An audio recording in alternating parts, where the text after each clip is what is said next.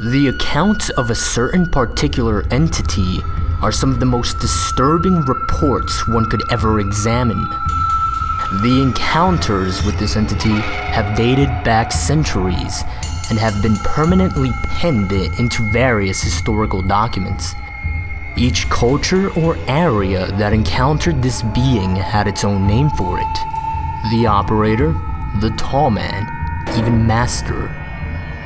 Today, it is most commonly known as Slenderman.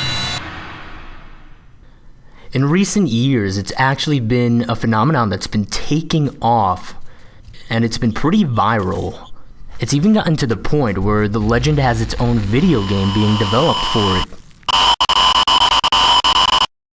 However, its presence in history is certainly undeniable. There are many recorded accounts documenting encounters with this entity.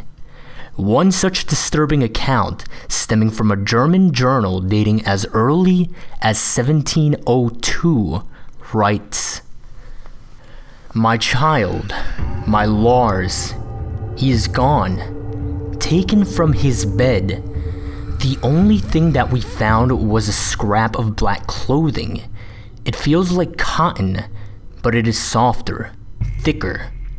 Lars came into my bedroom yesterday screaming at the top of his lungs that the angel is outside. I asked him what he was talking about, and he told me some nonsense fairy story about the tall one. He said he went into the groves by our village and found one of my cows dead, hanging from a tree. I thought nothing of it at first, but now he is gone. We must find Lars, and my family must leave before we are killed. I am sorry, my son. I should have listened. May God forgive me." Despite different cultures attributing different names to this being, all descriptions of it share some very common traits. The Slender Man is described as being a tall man. In many reported experiences, it is said to have the appearance of wearing a black suit and maybe even a tie.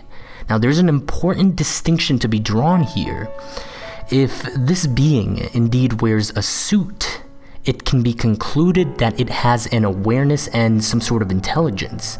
However, if it does not, and it just seems to have the appearance of doing so, then it's hypothesized that it has a natural ability to merge in its surroundings, and in this case that would be with our society, our culture.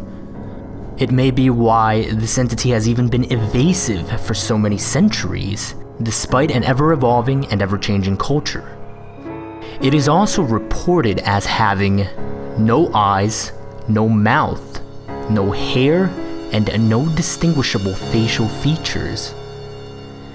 Different reports describe it as ranging anywhere between 6 to 15 feet in height. Its behaviors vary from report to report. It has reportedly stalked victims, in some cases for years. Psychological torture is a common tool this being employs, though any definite particular reason as to why it does what it does is anyone's best guess. The only general certainty that can be drawn from this entity's behavior is that it is malevolent. Now, there was actually an interesting list compiled which described potential traits of the Slender Man. This list was compiled after there were a number of burning buildings with unknown causes that had several deaths and a few surviving witnesses. Now, these traits are listed in a sort of chronological order, and this is what that list says. Slenderman will find interest in a victim for reasons unknown. It would then contact the victim, and if it is a child, it'll present itself as friendly. The adults he stalks have a common trait. They have all been through a terrible tragedy in their life, even if the tragedy was made by Slenderman directly. If the victim is an adult, it would stalk the victim for long amounts of time, causing what is known as slender sickness. Now, slender sickness causes massive paranoia, nosebleeds, nightmares, hallucinations appearing only to the sick person, and many other dangerous symptoms. Eventually, and this is where it gets disturbing, eventually it would abduct the victim into whatever nearby forest there may be, where they would be killed.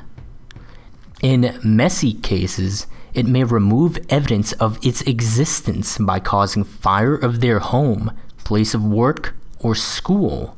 Now here's one of the more recent findings about Slenderman, and this can get pretty disturbing. Slenderman uses, or is at least thought to use, what are called proxies. Now these proxies, they are people that behave in really strange ways. Oftentimes it is described as if they behave in ways that make them appear as if they are possessed. It is a kind of psychosis. However, it is unknown whether this psychosis is simply them speaking for themselves, or if it is actually Slenderman pulling the strings. In its most generalized form, you can consider these proxies insane individuals that are apparently under its control or influence. Now, this is because these proxies tend to act based on what this entity might want or need, sort of like servants. Now, the idea is that these people do all the physical interaction for it.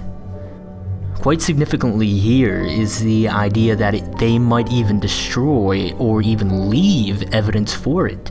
They may even serve as sort of a communication medium, which is really disturbing considering the potential forms of media that they can communicate through. Because this includes creating any sort of electronic media to communicate with whomever they might feel the need to. So it might be possible that there are videos or files out there with communication from it. This idea, it kind of brings you as close as possible to this, as directly as possible as you can get. One final point, you cannot choose to be a proxy. There are reports or accounts in which people have tried where they've wanted to, but it doesn't work that way. In short, it chooses you, you do not choose it. And that, I think, is probably one of the scariest aspects of this entire thing. Apparently there are organizations tracking it, however not much is known about this as one would suspect. In fact, it's even to the point where one of the organizations is literally just called the organization. It's been given aliases such as Optic Nerve, the Unknown Organization, the Bureau, and even the Anti-S-Walker Unit. But all in all, it's just an unnamed organization. One report states that there was an interview with a detective. This detective did not state where he worked from, he only stated that they were based in Washington in the United States. Based on these reports, it is known that the organization pretty much knows about as much as we do when it comes to the Slenderman. However, some extra information includes that they refer to Slenderman as a serial killer whenever they are talking to civilians. They have been researching this entity for many years. They believe he has killed and that he's active throughout the nation, and they do not know how to neutralize him. But beyond that, there is very little known about this organization. There's actually another very interesting foundation that very little is known about. The foundation itself is called SCP. This foundation's initials stand for secure, contain, protect. What they essentially do is they find anomalous objects that are considered not to belong in physical reality or in nature, and they contain them because these objects might be seen as a threat to the stability of our existence. The items they contain are actually referred to as SCPs, and this foundation has actually contained an SCP that is often thought to be the Slenderman because of its nature and the way it works. This SCP is called SCP-582. Its alias is Bundle, and here's a description directly from the SCP archives. SCP-582 is an adaptive, self-propagating meme in the form of an entity most often referred to as blank. It's blanked out.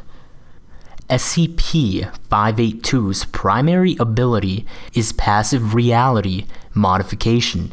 Any fictional account written about SCP-582 will become a factual record of a manifestation of the entity in which SCP-582 will carry out all actions attributed to it in the narrative. These manifestations will happen at whatever time and place is specified.